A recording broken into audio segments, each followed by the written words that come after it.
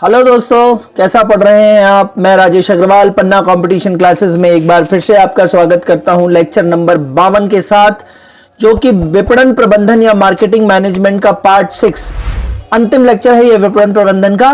और इसके बाद 4 या 5 पार्ट में जो है वो लेखांकन आएगा और थोड़ा सा स्टॉक मार्केट और फिर खत्म। सो विपणन प्रबंधन का अंतिम पार्ट है पार्ट 6 मार्केटिंग मैनेजमेंट में। आज तीसरा मार्केटिंग मिक्स पढ़ना है जिसको अपन बोलते हैं प्लेस या डिस्ट्रीब्यूशन, है ना, इसी को बोलते हैं प्लेस या डिस्ट्रीब्यूशन। तो तीसरा जो अवयव है 4 P's ऑफ मार्केटिंग में तीसरा P है प्लेस, इसी को बोलते हैं डिस्ट्रीब्यूशन, स्थान या वितरण। ध्यान रहे वितरण जो है वो विपणन का एक भाग है। वितरण मतलब डिस्ट्रीब्यूशन या प्लेस, और प्लेस किसका P है? मार्केटिंग का P है। तो वितरण जो है वो विपणन का एक भाग है। ठीक है, this is place, this is marketing. तो मार्केटिंग का एक P है प्लेस। अब इसमें वस्तु या सेवा का वितरण शामिल है या डिस्ट्रीब्यूशन शामिल है, ताकि स्वामित्व जो है वो हस्तांतरित किया जा सके। कहां से कहां स्वामित्व हस्तांतरित होगा?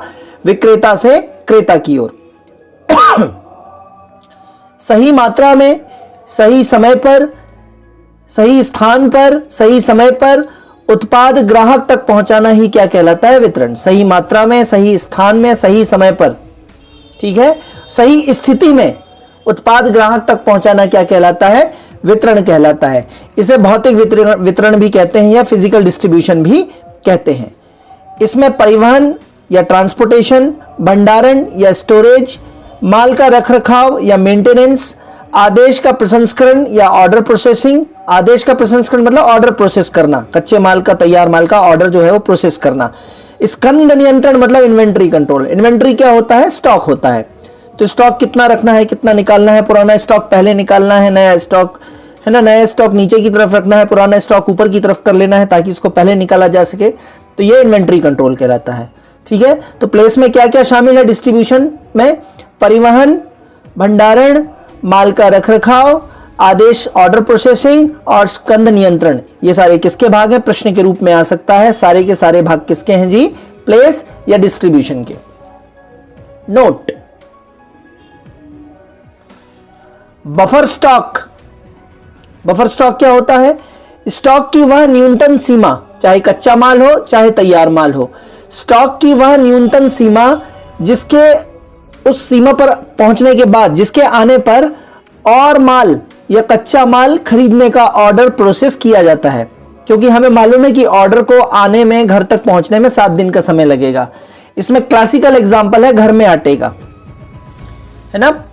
हमारी आपकी मम्मियां क्या करती हैं?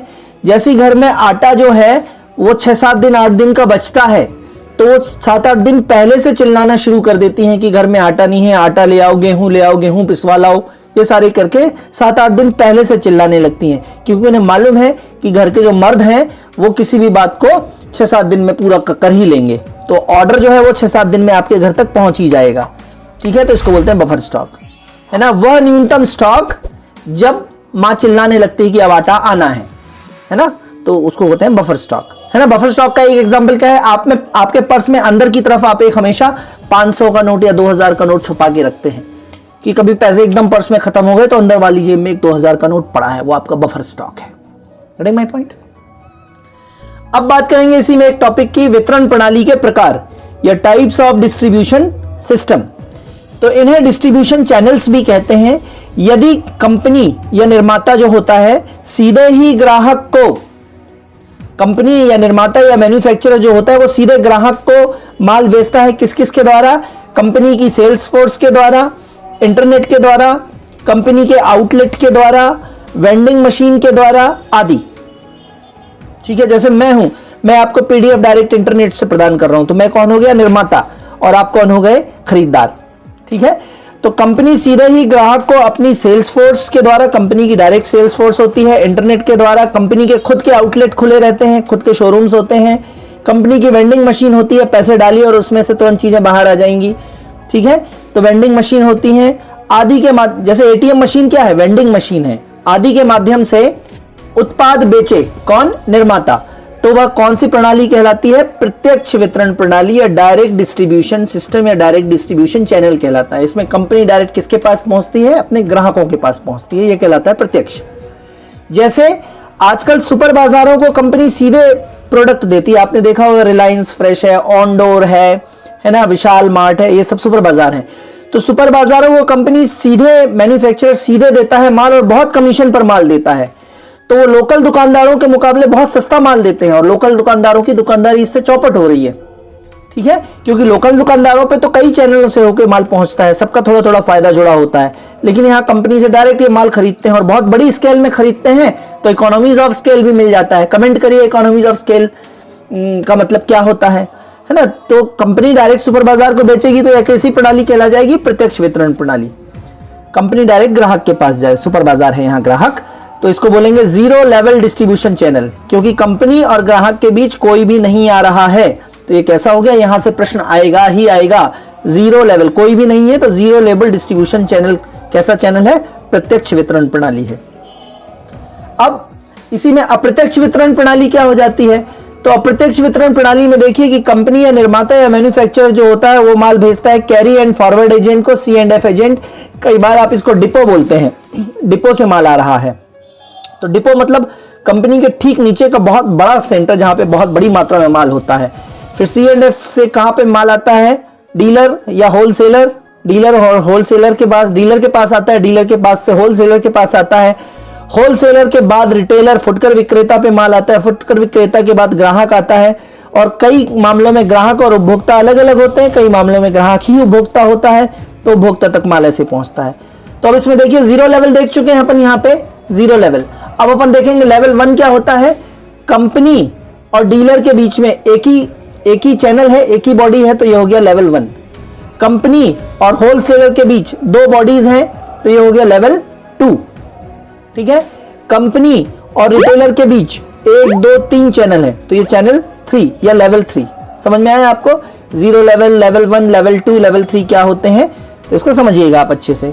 कंपनी और फाइनल जो खरीदने वाला है उसके बीच जितने लोग होते हैं वही लेवल का नाम पड़ जाता है। अर्थात निर्माता कंपनी तथा प्राप्तकर्ता के बीच जितने चैनल्स होंगे उतना ही लेवल कहलाएगा। नोट, ग्राहक तथा उपभोक्ता, यहां पे ग्राहक तथा उपभोक्ता एक ही व्यक्ति या अलग अलग व्यक्ति हो सकते हैं। फॉर एग्जाम्पल, बाजार से मैगी जो है वो पापा खरीद कर लाए, तो वो ग्राहक हो गए।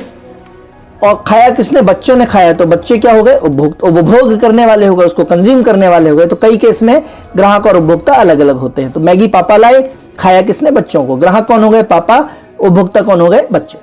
दोस्तों, क्या आप भी लगातार तैयारी के कारण नहीं बना पा रहे हैं अपने मैनेजमेंट सब्जेक्ट के प्रॉपर नोट्स? तो ज्वाइन कीजिए हमारे पटवारी मैनेजमेंट सब्जेक्ट के कंप्लीट कोर्स को, जिसमें आपको मिलेगा recorded classes, all lecture PDF notes, टेस्टरी। यह केवल, इसकी फीस केवल 99 रुपए है। तो अभी व्हाट्सअप कीजिए इस कोर्स को ज्वाइन करने के लिए 90 39 53 44 79 पर। इसी में बात करेंगे लॉजिस्टिक्स की। लॉजिस्टिक्स क्या होता है? आया है परीक्षा में। लॉजिस्टिक्स मतलब सप्लाई चेन। क्या बोलेंगे जी? Supply chain management. Supply chain management, ठीक है, लॉजिस्टिक्स या परिवहन, या इसी को बोलेंगे ऑन टाइम डिलीवरी। कस्टमर को ऑन टाइम डिलीवरी हो और माल सही स्थिति में मिले, सही समय पे, सही टाइम पे, सही जगह पे, सही स्थिति में कस्टमर को माल मिले। इसके लिए बड़े बड़े ट्रक होते हैं, कोल्ड स्टोरेज वाले ट्रक होते हैं, जैसे अमूल की आइसक्रीम, अमूल का दूध, सांची का दूध पहुंचाने के लिए ये कोल्ड स्टोरेज वाले ट्रक होते हैं। तो ये लॉजिस्टिक्स कहलाता है। पूछा जाएगा लॉजिस्टिक्स क्या है, तो सप्लाई चेन मैनेजमेंट या परिवहन के लिए होता है। ठीक है, तो ये था मार्केटिंग मिक्स का तीसरा P, जिसको बोलते हैं प्लेस या डिस्ट्रीब्यूशन। अब आज बात करनी है last P of 4 P's of marketing mix, that is called promotion. Promotion या विज्ञापन या प्रवर्तन भी बोलते हैं इसको। क्या होता है? वस्तु या सेवाओं की बिक्री को बढ़ाने हेतु संभावित ग्राहकों के बीच, जो पोटेंशियल कस्टमर्स होते हैं, संभावित ग्राहक जो कि माल को खरीद सकते हैं, संभावित ग्राहकों के बीच उत्पाद का प्रचार प्रसार करना। वस्तु सेवाओं की बिक्री को बढ़ाने हेतु संभावित ग्राहकों के बीच उत्पाद का प्रचार प्रसार करना क्या कहलाता है? विज्ञापन। इसमें विज्ञापन या एडवर्टाइजमेंट शामिल होता है ना, प्रमोशन में क्या क्या शामिल होता है, तो एडवर्टाइजमेंट शामिल होता है ना, फिर व्यक्तिगत विक्रय शामिल होता है, पर्सनल सेलिंग शामिल होता है ना, कोई एजेंट आपसे जाके मिलेगा और पर्सनल सेल करेगा आपको चीजें, पर्सनल सेलिंग शामिल होती है, घर पे लोग आते हैं कई बार। विक्रय प्रवर्तन शामिल होता है, प्रवर्तन, विक्रय प्रवर्तन शामिल होता है जिसको बोलते हैं सेल्स का प्रमोशन। 3 चीजें शामिल है विज्ञापन में, प्रवर्तन में एग्जैक्टली कौन कौन सी, एक तो खुद विज्ञापन, दूसरा व्यक्तिगत विक्रय या पर्सनल सेलिंग, और तीसरा विक्रय प्रवर्तन या सेल्स प्रमोशन। ये ध्यान रखिएगा, ये तीनों प्रमोशन के प्रकार हैं। नोट, एक से विज्ञापन की श्रृंखलाओं को कैंपेन कहते हैं, है ना। एडवर्टाइजमेंट और कैंपेन में क्या डिफरेंस है, एक से 2, 3, 4 विज्ञापन आ जाए तो उसको कैंपेन कहते हैं। फॉर एग्जांपल लक्स का एडवर्टाइजमेंट जैसे टीवी पे आता है, तो लक्स बोले फिल्मी सितारों का सौंदर्य साबुन, तो एक बार लक्स का विज्ञापन आया जूही चावला का, दूसरी बार आया शिल्पा शेट्टी का, तीसरी बार आया शाहरुख खान का, है ना, टॉवेल लपेटे हुए इस तरीके से। तो 2-3 ऐसे विज्ञापन अलग अलग हीरो हीरोइंस को लेकर बना दिए, तो तीनों चारों विज्ञापन को मिला के क्या बोलेंगे, कैंपेन। ठीक है, ये ध्यान रखेंगे।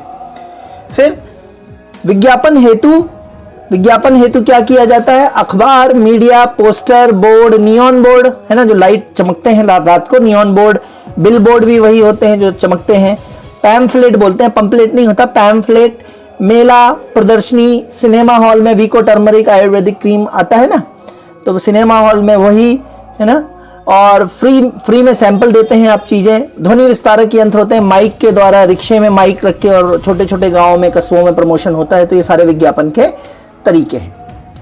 नाउ ये हो गया पहला, एडवर्टाइजमेंट की बात हो गई। अब बात करनी है अपने को व्यक्तिगत विक्रय या विक्रय प्रवर्तन की। तो पहले विक्रय प्रवर्तन की बात कर लेते हैं।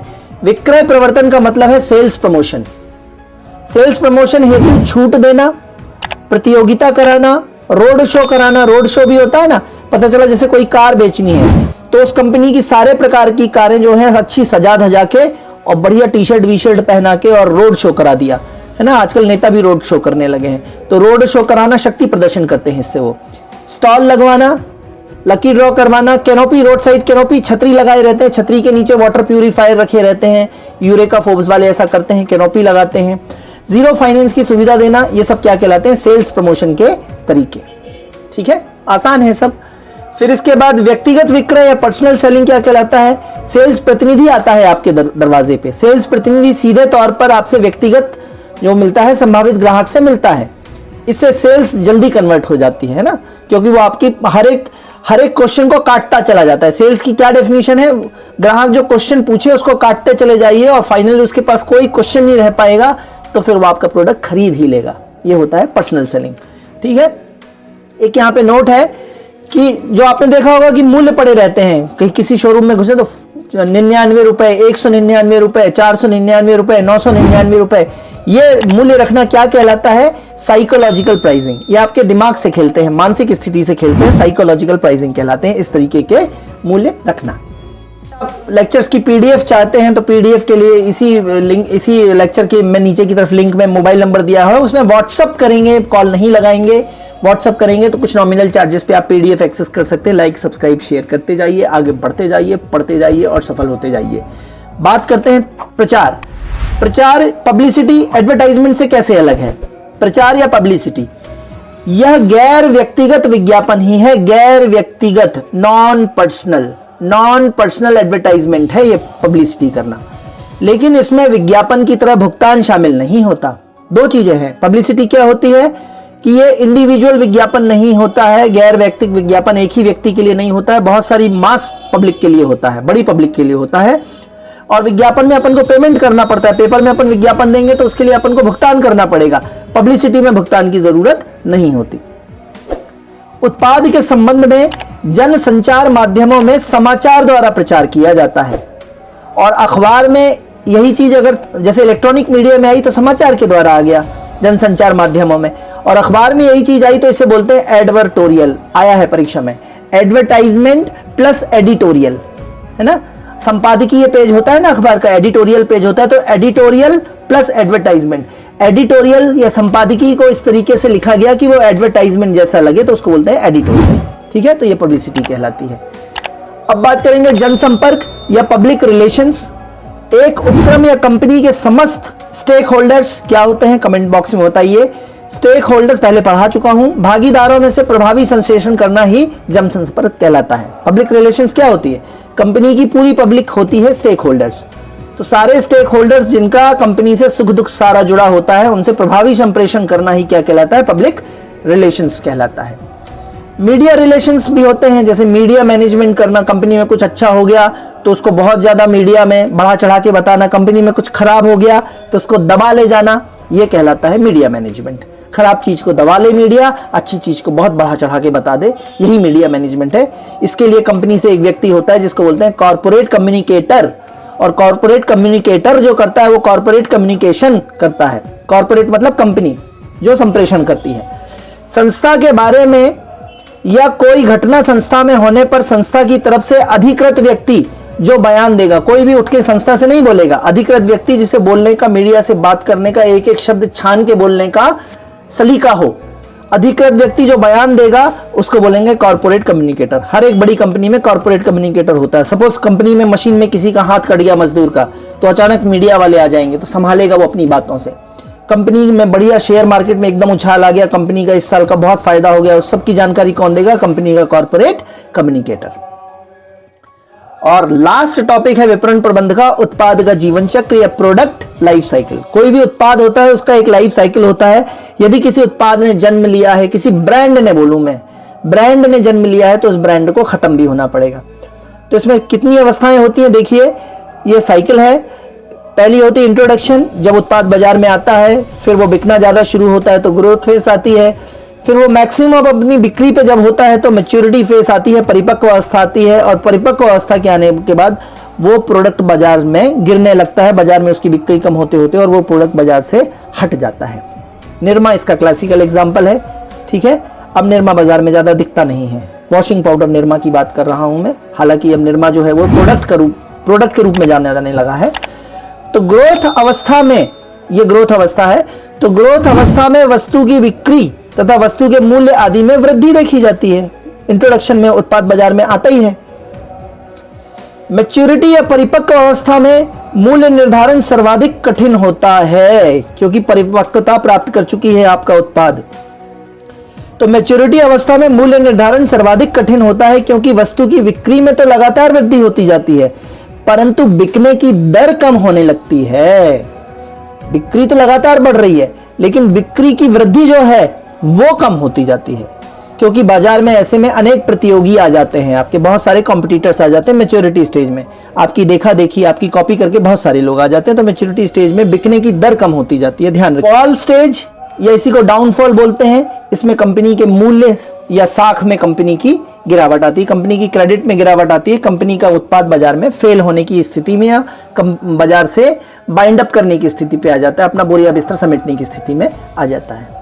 अब नोट है, ई कॉमर्स की 3 तरीके हैं, ये याद रखिएगा। EDI है ना, फुल फॉर्म पूछ सकते हैं, electronic data interchange. EDI electronic data interchange, ठीक है।